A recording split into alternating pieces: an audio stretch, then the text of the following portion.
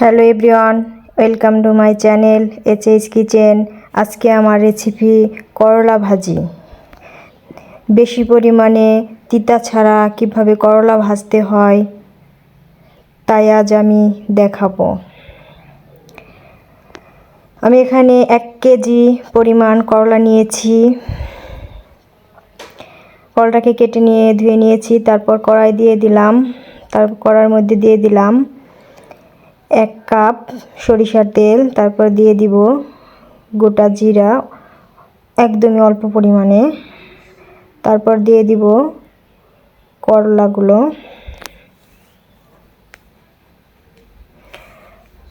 করলাটা দেওয়ার পর একটু নাড়াচাড়া দিয়ে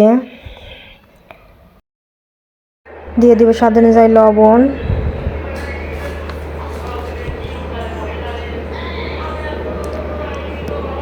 তারপর দিয়ে দিব হলুদ গুঁড়ো, চা চামচের 1 চামচ। হলুদ গুঁড়োটা করলা ভাজিতে একটু কমই দিতে হয়, না হলে তিতা লাগবে, তাই আপনারা পরিমাণ মতো হলুদ দিয়ে নেবেন। তারপর আমি 2 মিনিট করলাটা ভেজে নিয়েছি।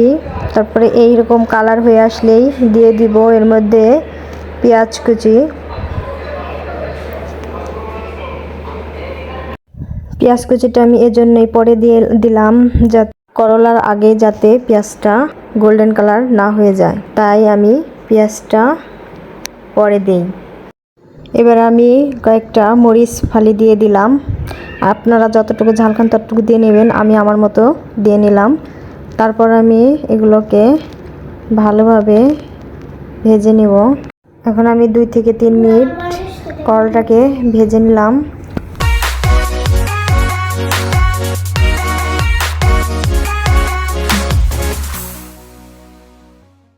এখন আমার করলাটা ভাজা হয়ে গেছে, দেখুন কীরকমভাবে আমি ভেজেছি। তারপর আমি করলাটাকে নামিয়ে নেব। দেখুন আমার করলার কালারটাও কত সুন্দর রয়েছে, পেঁয়াজের কালারটাও কত সুন্দর রয়েছে।